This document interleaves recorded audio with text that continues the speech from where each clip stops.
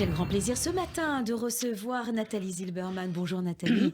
Alors bonjour chère Léa Falbalin, et juste avant que vous me parliez, je voudrais juste vous dire que vous qui sortez tout droit d'une bande dessinée classique, Falbalin, vous m'avez lancé un grand défi il y a 2 semaines pour expliquer à nos auditeurs ce qu'étaient les mangas. Alors évidemment, j'ai activé mon réseau et j'ai parlé avec de nombreuses personnes que je voudrais remercier ce matin, comme Lise Otto d'Ankama, Guillaume Cap d'Akata Édition, Clarisse Langlais de chez Pika Édition, Laure Peduzzi de chez Kurokawa, Christophe Libraire de la librairie Aiko qui se trouve dans le 5e arrondissement, de Cécile McLennan qui est représentante Interforum spécialisée manga BD, et puis de quelques enfants aussi qui m'ont aidé, qui m'ont simplement dit « Nathalie, il faut qu'on t'explique le langage manga avec des mots que tu comprends. » Oh, mais c'est merveilleux. Et ce n'est autre que Nata, Carla, Lana et Liam qui m'ont apporté en fait toute leur aide. Ouais, donc ce qu'on comprend, c'est que c'est un monde qui est créé autour d'eux. Cet univers des mangas, et c'est vrai Nathalie, ça c'est sympa comme tout, c'est sur ma demande que vous avez bien voulu enquêter sur ces mangas, parce que c'est un phénomène, c'est quelque chose d'extraordinaire. Moi, je commence à pénétrer ce monde-là et je me dis, mais où va-t-on? Il y a de la littérature, il y a des histoires qui sont et qui attirent les enfants d'une manière extraordinaire. Aujourd'hui, les adolescents, alors c'est vrai qu'ils étaient beaucoup attachés, ils le sont toujours, à leurs jeux vidéo, à leurs tablettes, à leur etc., PS4 et toutes ces supports. Mais on les voit aujourd'hui des fanatiques. Ils sont devenus des fanatiques. Ils achètent toutes les séries de ces livres. Il y a sur cette table, si vous nous regardez en podcast à la fin de l'émission, et dans cet après-midi, vous aurez tout en podcast, cette émission sur les livres et les enfants, eh bien, vous allez voir les quantités de livres que Nathalie a apportés. C'est uniquement une partie de ce qui existe sur le Alors, effectivement, marché. ce n'est qu'une partie de ce qui existe sur le marché. Oui. Il faut savoir que la France est le second marché des mangas après le Japon. Ah, bah, voilà. Alors, pour vous expliquer un petit peu ce que sont les mangas, parce que sincèrement, je n'avais encore jamais mis ni un doigt, ni un nez, ni un œil dans cet univers-là. Et je vous en remercie, ma chère Léa, parce que finalement, on apprend à tout âge. Alors, dans ces mangas, en fait, ils ont été créés au Japon. Ce sont des pré-publications qui étaient dans les journaux. Au départ. Et voilà, donc la naissance du manga, c'est comme ça. Et puis ensuite, on en a fait des animés. Alors, pas des dessins animés, mais des animés. Alors moi, quand j'étais enfant, je suis un peu plus âgée que vous, ma chère Léa. Je regardais par exemple Nicky Larson, Candy, Goldorak, vous voyez, tout ce genre. Oui. C'était déjà des mangas. Les prémices. Ce sont les prémices. Alors merci à Dorothée, à son club Dorothée, de nous avoir amené en France ce genre Ça a été beaucoup critiqué. Ça a été beaucoup critiqué. Bien sûr. Et aujourd'hui, on s'aperçoit que c'est un art. Bah, moi, aujourd'hui, je me souviens avoir grandi avec Candy, avec Archibald, avec les désirs amoureux de cette demoiselle. Mais en fait, qu'est-ce qu'un manga vraiment? Donc déjà, vous avez ici les formats poche. Il y a des découpages. D'abord, c'est en noir et blanc à l'extérieur, à l'intérieur, je veux dire, et les couvertures sont très colorées aujourd'hui. Vous avez des découpages en cases. C'est un style de BD, de comics, mais ça s'appelle des mangas. C'est ça, BD, roman feuilleton. Ça me fait penser aux petits romans feuilletons voilà. qu'on lisait avant. Alors, on lit pas... on lit de droite à gauche. Alors voilà, la première fois que j'ai vu un livre de manga, ça s'ouvre dans le sens inverse. Moi, je m'attendais à voir de l'hébreu, je vous le dis tout de suite. Je me suis dit, c'est étonnant. Pourquoi? C'est pour changer un peu le style? Non, parce que c'est un style de lecture. C'est Okuzai qui aurait inventé le premier manga. Il faut dire que il y a une renaissance au 19e siècle avec le manga qui a pris cette forme.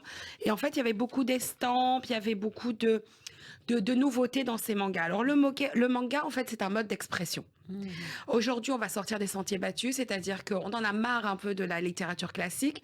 Le manga impressionne, il parle aujourd'hui des récits amoureux, des phénomènes de société. Il y a un côté patriotique, Il y a de la propagande, comme dans les comics. Oui. Vous voyez, les comics, c'était plutôt la guerre 39-45. Là, on va parler aussi de la propagande au Japon. Ça, c'est aussi pour défendre les libertés, et toutes les formes de liberté. Alors, le format manga est un moyen d'expression et on fait passer des messages très forts.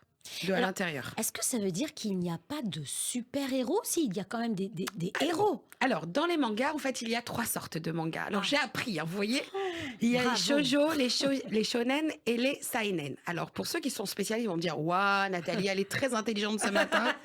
Alors, je suis désolée, mais j'ai appris tout ça Oui. depuis. Alors, il y a les shoujo qui sont plutôt des mangas féminins, Mhm. les shonen qui sont les mangas masculins. Les shoujo, c'est plutôt les romances, les relations humaines pour les filles. Les shonen qui sont plutôt les actions et les valeurs, le parton et les love comedy. D'accord. Voilà. Et les seinen qui sont un peu tout public et les aventures. Unisexe, non? C'est plutôt pour les adultes. Alors, Ah, d'accord. ce qui est intéressant, c'est que par exemple dans les shonen, qui sont réservés plutôt aux garçons, vous avez toujours un garçon qui a perdu ses parents, qui recherche la figure paternelle. Et dans les cases de ces livres, de ces mangas, on va trouver déjà plusieurs cases. Donc, on peut avoir une centaine de cases qui peuvent être qu'une seule action. Alors au départ, on a une action qui va monter en puissance, on va avoir le combat, et ensuite, ça va pas retomber comme un soufflet, on va redescendre par étapes pour que l'enfant comprenne bien. Mais au départ, cette lecture-là, elle n'est pas réservée qu'aux enfants, elle est réservée aussi aux adultes. Mhm. Et c'est ce que je vois là. J'ai un exemple devant moi. Je crois que mon fils est gay. Ça Oui. s'adresse aux parents. Ce n'est pas un manga pour enfants. C'est-à-dire que l'enfant peut le lire. C'est un adolescent. Ça s'adresse à des jeunes à partir de 12 ans, de plus de 12 ans. Non, À peu près. il y a, par exemple, ici chez Pokémon, Oui. c'est Ah oui, pour les Pokémon, enfants. c'est pour les petits, donc ça dépend. Ben voilà. D'accord. Donc c'est pour ça qu'il y a tout ouais. âge. L'important aussi, pourquoi ça se vend mieux? Parce que vous savez qu'avec le pass culture qui a été fait par le gouvernement, Oui. les enfants ont commandé et pré-réservé en fait tous les mangas. Oui. Et ils ont dépensé quasiment les 300 € dans les mangas. Alors pourquoi? Parce qu'aujourd'hui, ce n'est plus un épiphénomène, mais c'est un véritable phénomène. Oui. Ce sont des livres qui coûtent entre 6,50 € et 8 €. Mhm. Donc ça coûte moins cher qu'un livre. C'est vrai. Il faut, voilà. Mais les choses sont bien faites. Ce sont des séries de 20, 30. Alors, mon fils m'a dit que ça peut aller jusqu'à une centaine dans la série, une C'est centaine ça. de livres. Donc, vous comptez. C'est ça dans les collections. C'est-à-dire que pour avoir toute l'histoire, 700 € quand même.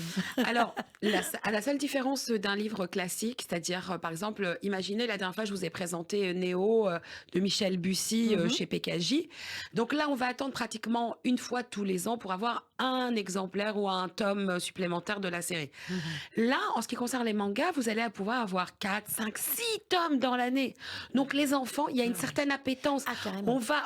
On va susciter la lecture, Oui. on va leur donner, vous savez, comme un morceau de sucre qu'on met dans la bouche d'un bébé, comme ça, il en redemande. Et ben c'est exactement ça. Oui, c'est vrai. Il y en a, par exemple, dans une certaine série, One les Piece, derniers numéros sont en japonais. Donc, il va falloir attendre septembre, octobre, même jusqu'à décembre pour que les premiers numéros, un peu à la mode Harry Potter, hein. Quand tout le monde attendait Harry Potter, c'était de la folie. Il y avait des queues sur les Champs-Élysées. Vous parlez, par exemple, d'avoir peut-être 30, 40, voire 100 exemplaires dans une même série. Oui. Alors, un peu moins aujourd'hui, on est autour de 30, 40. Mais imaginez qu'avec certaines séries comme One Piece, Oui. on en vend Combien? 1 million d'exemplaires au titre. Ah non, mais vous vous rendez compte? Un Quel Mais imaginez business. C'est que un vrai même business. un auteur adulte, Ouais. de littérature adulte, Oui. n'arrive pas à 1 million. C'est pour ça que c'est extraordinaire. Et d'ailleurs, j'allais vous demander quelle est la magie des Japonais.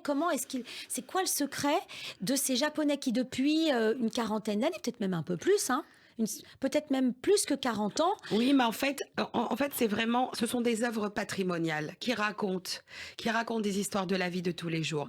Alors, ça peut raconter aussi bien des récits historiques que des récits amoureux. Et puis, on a surtout ce jeune homme, parce que, alors là, vous voyez, hein, toutes les couvertures qui sont là, Oui. il y en a différents. Par exemple, ici, j'ai Fyodor Dostoïevski, par exemple. Ah oui, on peut reprendre des classiques. Mais bien Ils ont sûr, repris des mais bien classiques sûr. et ils les ont transformés en manga. C'est pour ça que je vous dis, aujourd'hui, on a vraiment une littérature patrimoniale. En fait, c'est un segment qui se vend énormément. Et surtout, par exemple, celui-là, le Tali, c'est le dernier d'une série. Mais moi, j'ai eu l'impression de rentrer dans un univers que je ne connaissais pas. Je vous dis, moi, il y a des enfants qui avaient 8 ans, 9 ans qui m'ont dit... Nathalie, attends, on va t'expliquer. Oui, c'est Alors, ça. et surtout, le confinement, ce que je voulais vous dire aussi, Léa, c'est que le confinement a permis aussi l'augmentation et la croissance des ventes des mangas. Pourquoi? Parce qu'en fait, cette lecture-là, elle est divertissante, c'est un véritable plaisir. Aujourd'hui, dans le top 10 des BD, donc ça veut dire BD, comics, manga, Oui. il y a plusieurs titres qui arrivent dans les sommets. Ouais. Donc, c'est-à-dire sur 10 titres, il peut y en avoir 5-6, par exemple. Alors, moi, je m'adresse à la spécialiste que vous êtes, Nathalie. En manga. Mais oui, parce que pour des parents qui voient leurs enfants lire des livres comme ceux-là, ce ne sont pas des livres traditionnels, sans images, etc.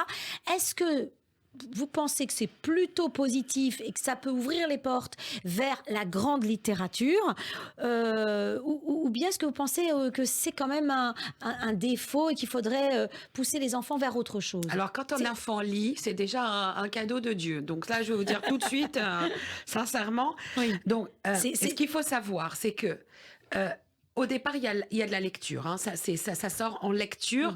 Donc, quand je vous disais, ce sont des prépublications, puis ensuite, ça sort en lecture, ce que vous avez ici sur cette table.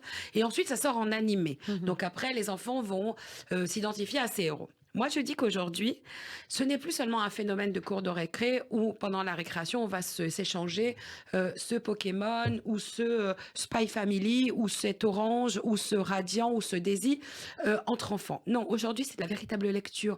Les enfants prennent du plaisir. Et quand un enfant prend du plaisir dans la lecture, il ne va pas s'arrêter à ça. Il faut savoir que la cible était au départ très jeune, puis ensuite avec les 20, 25, 40 ans. Mais quand on va à la librairie Haïku à Paris, il y a même des gens qui ont 70 ans et qui adorent cette lecture. Ils continuent. Mais ça ne veut pas dire qu'on ne va pas aimer autre chose. Ce que je voulais vous dire, c'est qu'aujourd'hui, ce n'est plus un épiphénomène. C'est un genre, un style de lecture qu'il faut vraiment offrir à nos enfants. Et ce qui est intéressant aussi, c'est que c'est, à la différence d'une lecture classique, c'est que les parents vont choisir la lecture classique, alors que dans les mangas, c'est les enfants qui vont acheter eux-mêmes en librairie. Ouais. Ils vont créer leur mangathèque. Ils vont s'instruire, s'imprégner d'une culture aussi qui vient du Japon, la culture nippone qui est aujourd'hui dans l'air du temps. Ouais. C'est comme si c'était un pays qui se rapprochait de nous tout en étant loin. C'est un cordon ombilical avec le Japon, c'est certain. Exactement. Et le fait que les enfants les choisissent, c'est ce qui fait toute la différence. Alors on les lit en 1 heure, les enfants 1 heure, 2 heures. Les enfants sont plongés, mais c'est quelque chose en fait, de merveilleux. Moi, en tant que maman, je peux le dire, je suis émerveillée devant cet attrait qu'ils ont pour la lecture. Exactement. Finalement. Et donc, il y a la diversité des thèmes qui sont abordés. Et c'est surtout ça. Donc aujourd'hui, simplement parce qu'on commence partir en livre à partir d'aujourd'hui. Donc vous pourrez trouver dans les meilleurs endroits de France et de Navarre l'occasion de lire non seulement des mangas, mais de la littérature classique. Et merci à tous ceux qui nous ont aidés et merci pour ce challenge. Léa Falbala. Mais merci à vous, Nathalie. On va quand même préciser à toutes celles et ceux qui nous écoutent que cet après-midi, à partir de cet après-midi, on peut voir le podcast de notre émission, des livres des enfants sur radioj.fr. Et là, vous allez voir justement tous ces livres. Ça a dû être lourd. Combien de kilos de livres là, de mangas? Plusieurs. On a l'habitude de me dire que j'amène tout le temps ma librairie. Voilà, pour une fois, là, c'est vraiment vrai. Merci en tout cas. Et vous allez donc pouvoir découvrir ces jolis mangas et qui vont plaire tellement plaire à vos enfants. Là, c'est vraiment un cadeau qu'on peut faire les yeux fermés. Et à moindre frais surtout. Je vous invite vraiment à lire. Manga ou autre chose, il faut lire. Merci Nathalie, on se retrouve la semaine prochaine. Avec plaisir, au revoir.